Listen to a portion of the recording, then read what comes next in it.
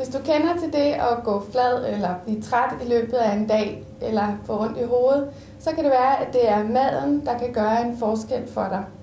Det er nemlig sådan, at det blandt andet er maden, der går ind og påvirker dit blodsukker, og hvis dit blodsukker bliver meget ustabilt eller svinger meget, så kan det give nogle irriterende bivirkninger.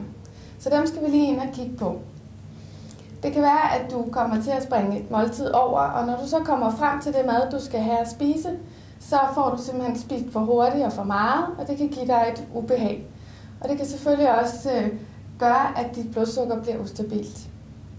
Et ustabilt blodsukker kan også give dig træthed, og at du bliver sur eller tvær, og det kan give dig hovedpine og svimmelhed.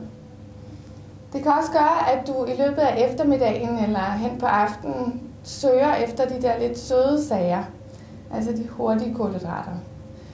Og det giver igen flere svingninger. Og så kan det være, at du har fået et øget søvnbehov, og det er for eksempel ved, at man 8:30 om aftenen falder om i sofaen, og så sover man bare. Så hvis vi gerne vil væk fra de der irriterende bivirkninger, så skal vi ind og se på, hvad er det i maden, der kan gøre, at dit blodsukker bliver stabilt. Det er sådan, at det er kulhydraterne, der ligesom bestemmer, hvor meget dit blodsukker svinger, fordi de bliver nemlig lavet om til sukker. Så vi skal ind og kigge på, hvad for nogle kulhydrater, der er hurtige inde i blodet, og hvad for nogle, der er langsomme inde. Og det er de hurtige, der er lidt farlige, fordi de kan give dig de her meget store svingninger.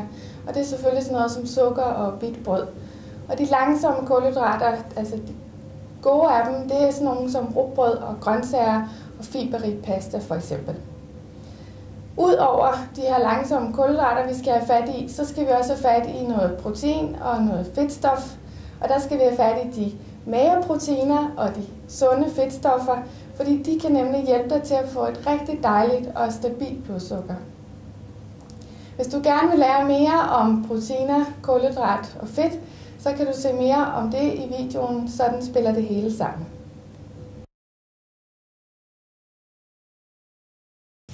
Nu skal vi se på, hvordan det hele spiller sammen. Vi skal ind og kigge på protein, kulhydrat og fedt. Og vi har skrevet det op her. Vi starter med proteinerne. Jeg plejer at sige, at proteinerne kommer fra noget med øjne, altså dyr. Så det skriver vi lige her. Det kunne fx være kød, fordi koen har øjne.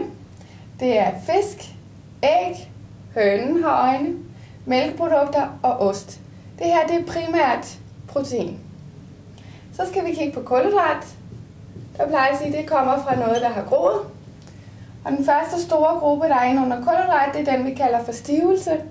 Det er ris, pasta, brød, kartofler og gryn. Så er der også frugt. Frugt har også groet på træerne. Og sukker og grøntsager groet i jorden. Så det er en meget stor gruppe.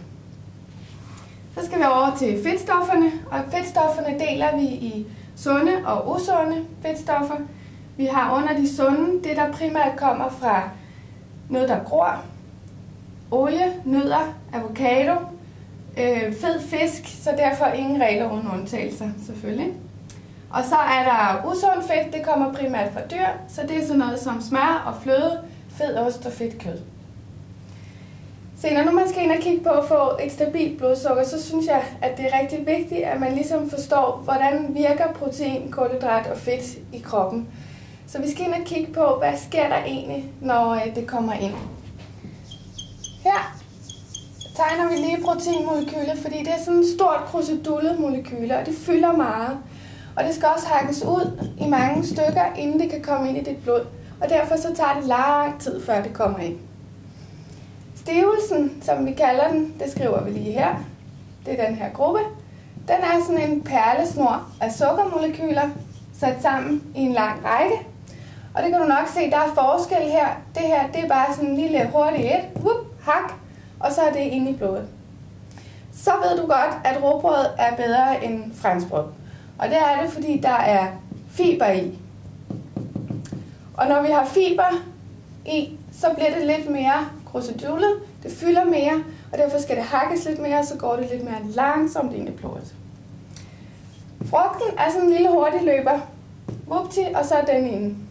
Og sukkeren, også meget hurtigt inde i blodet. Og grøntsagerne, de har mange fiber. De ser sådan lidt krusedullede ud også. Og de går derfor også langsomt ind i blodet, for de skal hakkes meget ud. Så har vi fedtstofferne. Det er faktisk også et meget stort molekyle. Det kan vi godt lide, for det går også langsomt ind i blodet. Så hvis vi har en blodsukkerkurve, så vil jeg lige vise, hvordan det kommer til at se ud. Altså protein, grøntsager og fedtstoffer, de går simpelthen ind og giver dig sådan et dejligt, stabilt blodsukker. Hvorimod stivelsen, frugten og sukkeren, det er den, der kan komme til at give dig sådan nogle svingninger her.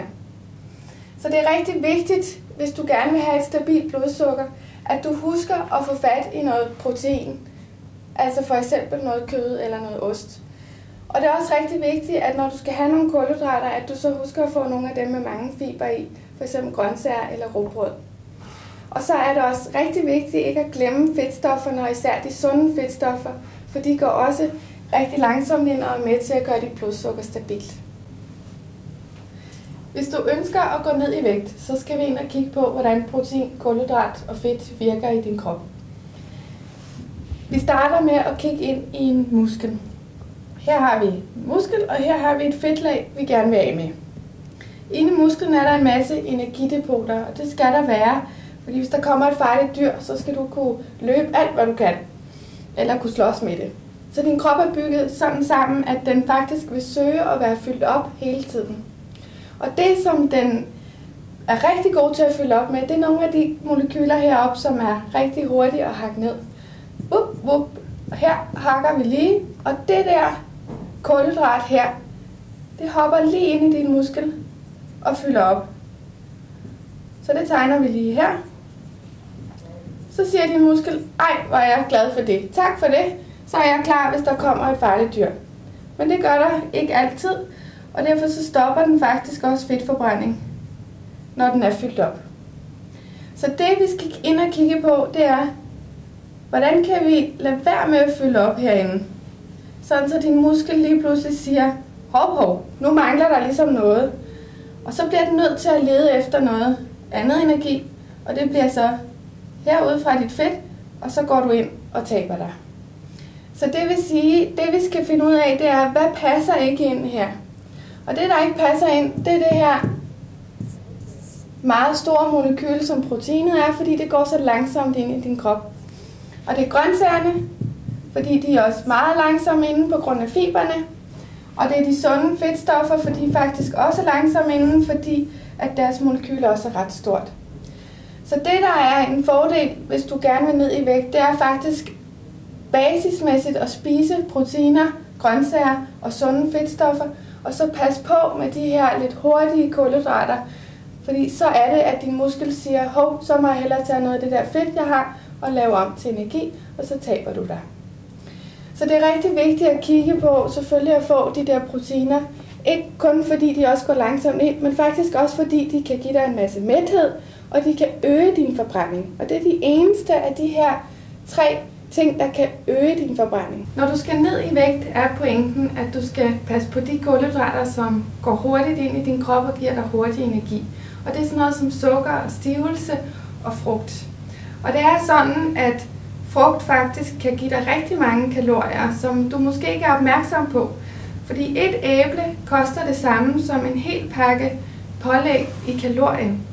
Og det vil sige, at herover, hvor du har proteinen, der får du altså for 100 kalorier 100 gram kød, og her får du kun et æble. Så herover bliver du meget mere mæt, og herover øger du også din fedtforbrænding. Så husk proteinerne, når du skal ned i vægt.